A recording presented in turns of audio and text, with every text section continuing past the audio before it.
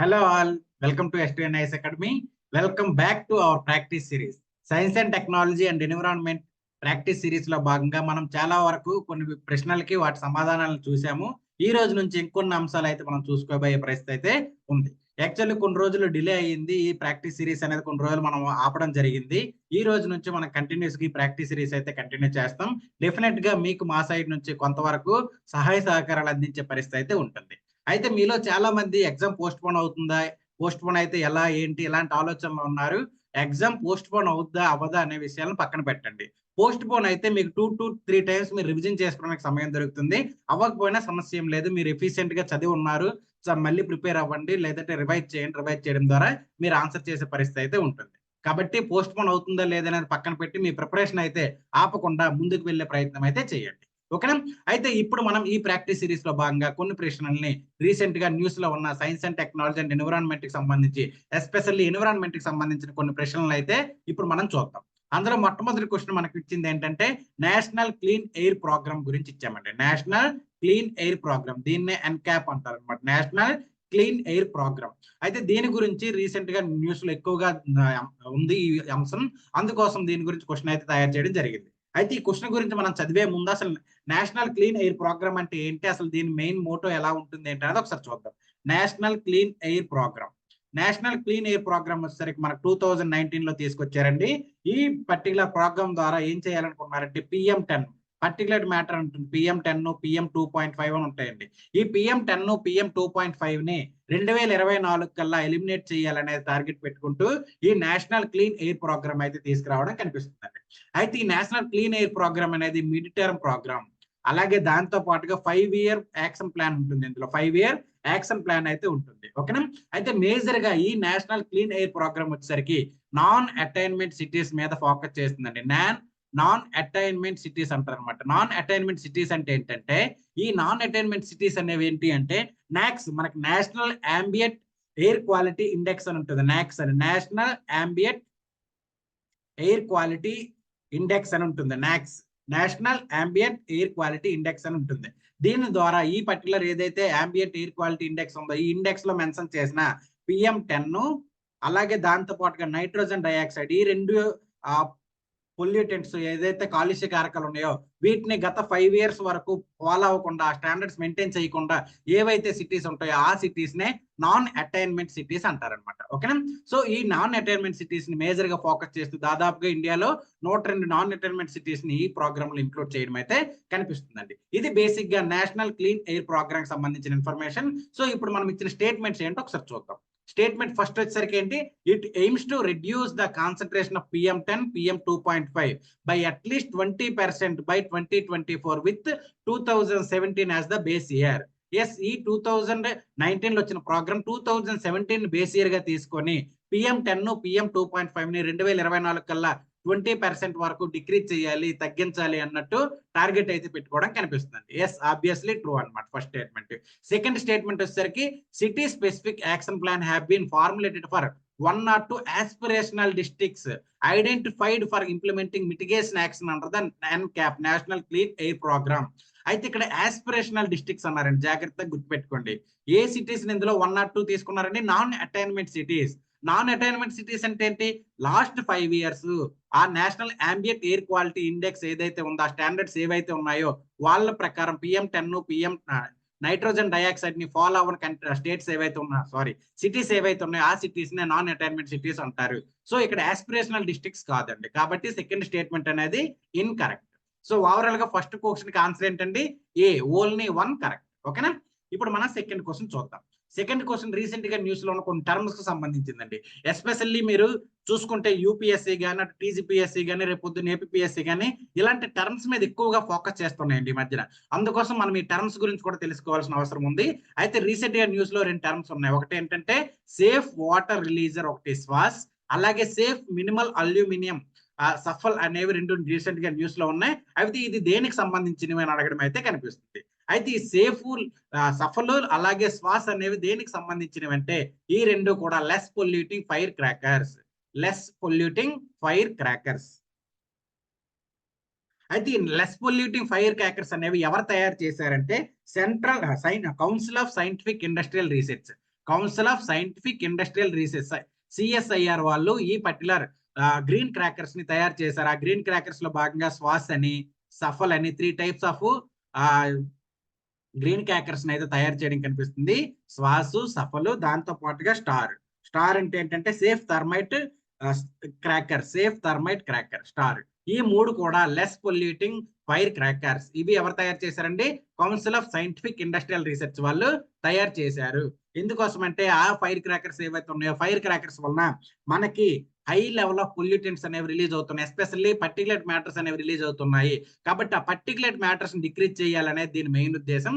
అయితే ఈ particular crackers కాల్చడం ద్వారా ఏమొస్తుందంటే వాటర్ వేపర్ అనేది ఎయిర్ లోకి రిలీజ్ అవుతుందండి. వాటర్ వేపర్ ఎయిర్ లోకి రిలీజ్ అవడం కనిపిస్తుంది. సో సేఫ్ వాటర్ రిలీజర్ అన్నా, సేఫ్ మినిమల్ అల్యూమినియం అన్నా, తర్వాత స్టార్ సేఫ్ థర్మైట్ క్రాకర్స్ అన్నా కూడా ఆల్మోస్ట్ ఈ 3 కూడా లెస్ పొల్యూటింగ్ ఫైర్ క్రాకర్స్. దీన్ని CSIR వాళ్ళు తయారు చేయడం మనకు కనిపిస్తుందండి. అయితే ఈ పర్టికులర్ ఏదైతే ఈ పర్టికులర్ లెస్ పొల్యూటింగ్ క్రాకర్స్ ఉన్నాయో వీటిని తయారు చేసేటప్పుడు మేజర్ గా ఏం చేస్తారంటే పొటాషియం నైట్రేట్, KNO3 అంటారు, పొటాషియం నైట్రేట్, అలాగే దాంతో పాటుగా సల్ఫర్, ఈ రెండింటి యొక్క యూసేజ్ తగ్గించారు. వీటిని యూజ్ చేయకుండా ఆ క్రాకర్స్ అనేది తయారు చేయడం కనిపిస్తుంది. ఎందుకంటే ఇవి high level of pollutant, especially ఈ పర్టికులర్ మ్యాటర్స్ ని చాలా ఎక్కువగా రిలీజ్ చేయడం అయితే కనిపిస్తుంది ఈ పర్టికులర్ పొల్యూటెంట్స్. అందుకు వీటిని ఎలిమినేట్ చేస్తూ ఈ పర్టికులర్ క్రాకర్స్ అయితే తయారు చేయడం అయితే కనిపించింది. ఓకేనా? సో ఇదండి బేసిక్ గా ఈ particular safe water releaser, safe minimal aluminium, తర్వాత సేఫ్ థర్మైట్ క్రాకర్స్ గురించి సంబంధించిన ఇన్ఫర్మేషన్. ఇవన్నీ కూడా లెస్ పొల్యూటింగ్ ఫైర్ క్రాకర్స్. ఓకేనా? ఇదండి దీనికి సంబంధించిన ఇన్ఫర్మేషన్. ఇలాంటి రీసెంట్ న్యూస్ లో ఉన్న అంశాలు కానీ, స్టాటిక్ పార్ట్స్ లో ఉన్న కాన్సెప్ట్స్ కానీ, అలాగే అనలైటికల్ గా ఉన్న అంశాలను కానీ మీకు కావాలనుకుంటే మన దగ్గర సైన్స్ అండ్ టెక్నాలజీకి సంబంధించి డీటెయిల్డ్ క్లాసులు ఆల్రెడీ జరిగాయి. అవి యాక్సెసిబుల్ గా మీకు ఉన్నాయి. దాంతో పాటుగా ఎస్పెషల్లీ గ్రూప్ 2 సైన్స్ అండ్ టెక్నాలజీకి సంబంధించి, గ్రూప్ 2 లో ఉన్న సైన్స్ అండ్ టెక్నాలజీ సంబంధించి మన స్పెషల్ గా టెస్ట్ సిరీస్ అయితే లాంచ్ చేయడం జరిగిందండి. ఆ టెస్ట్ సిరీస్ తీసుకుంటే ఇలాంటివి దాదాపుగా మీకు 450+ ప్రశ్నలతో మీకు ఆ టెస్ట్ సిరీస్ అనేది ప్రొవైడ్ చేయడం కనిపిస్తుంది. వాటికి మీకు డీటెయిల్డ్ ఆన్సర్స్, ఎక్స్ప్లెనేషన్స్ తో సహా మీకు ప్రొవైడ్ చేయడం అయితే కనిపిస్తుంది.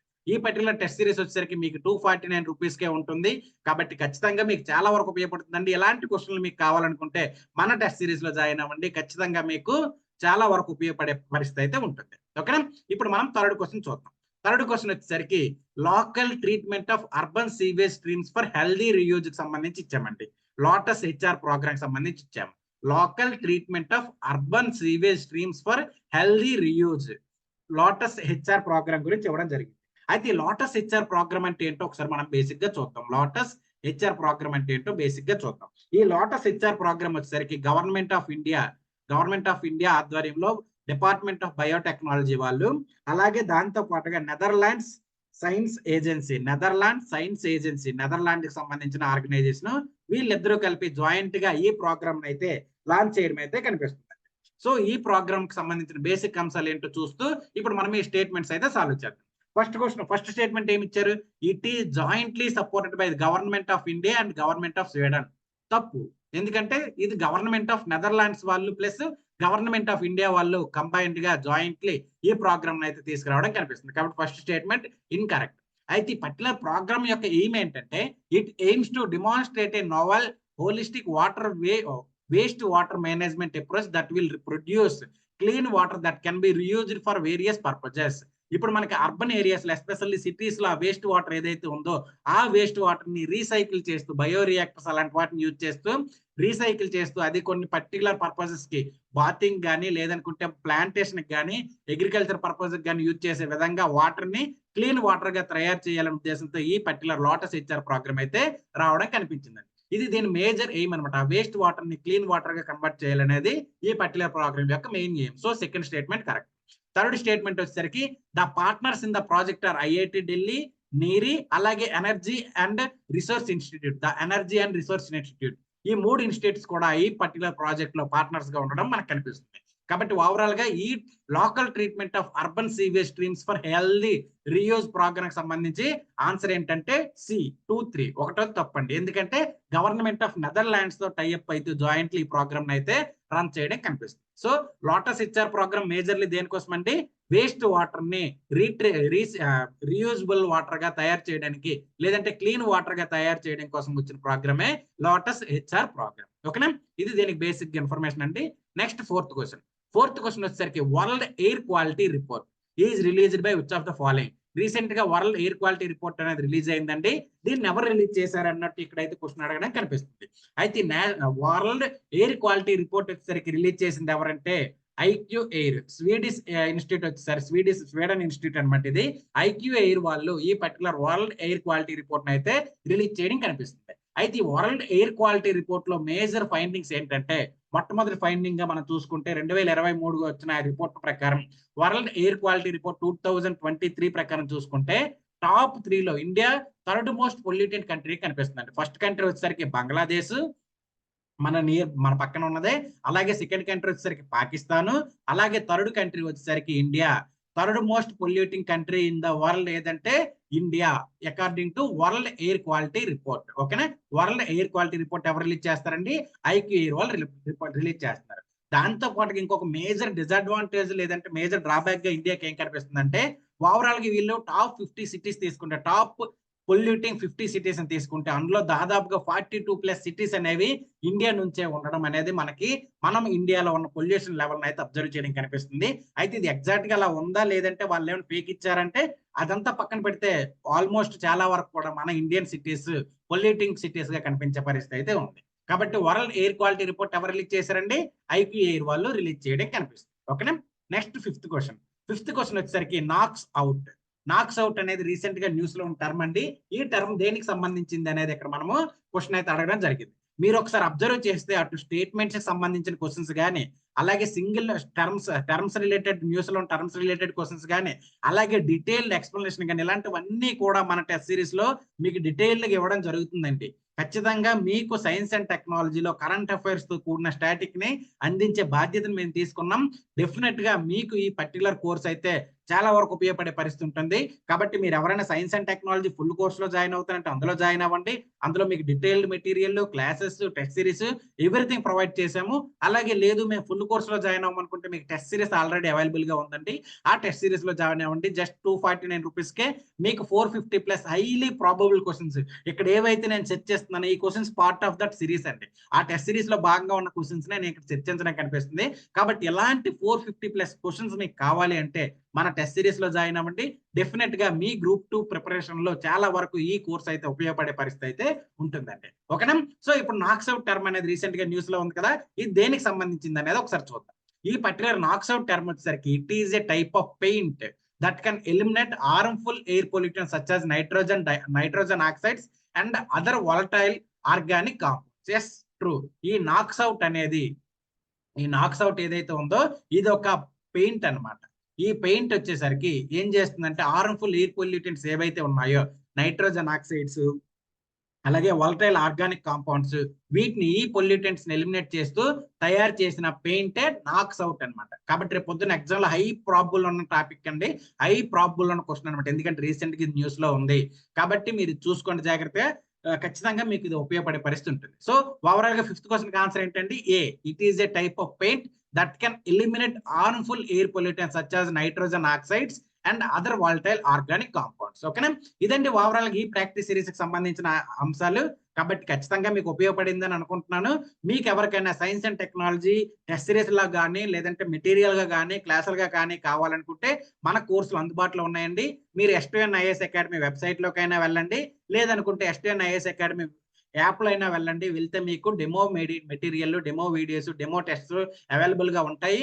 వాటిని చూసి మా కోర్సు నచ్చితేనే మా కోర్సులో జాయిన్ అయ్యే ప్రయత్నం చేయండి. జాయిన్ అయ్యి మీ గ్రూప్ 2 లక్ష్యాన్ని సాధించుకునే మార్గాన్ని అయితే సుగమనం చేసుకోండి. ఓకేనా, థ్యాంక్ యూ అండి, థ్యాంక్ యూ సో మచ్.